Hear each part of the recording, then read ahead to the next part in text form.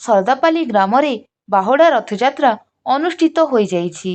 ବରଗଡ଼ ଜିଲ୍ଲା ଗାଇସିଲେଟ ବ୍ଲକର ଶରଧାପାଲି ଗ୍ରାମରେ ରୀତିନୀତି ଅନୁସାରେ ମହାପ୍ରଭୁଙ୍କ ବାହୁଡ଼ା ରଥଯାତ୍ରା ଅନୁଷ୍ଠିତ ହୋଇଯାଇଛି।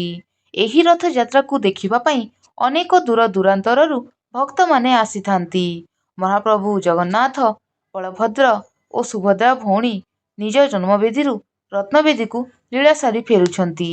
ଏହି ଶରଧାପାଲି ଗ୍ରାମରେ ଅନେକ ଗୁଡ଼ିଏ ସାଂସ୍କୃତିକ କାର୍ଯ୍ୟକ୍ରମ ଦେଖିବାକୁ ମିଳିଥିଲା ଓ ଏହି ଯାତ୍ରାକୁ ଶରଧାପାଲି ଗ୍ରାମର ସମସ୍ତ ଲୋକ ସହଯୋଗ କରିଥିଲେ।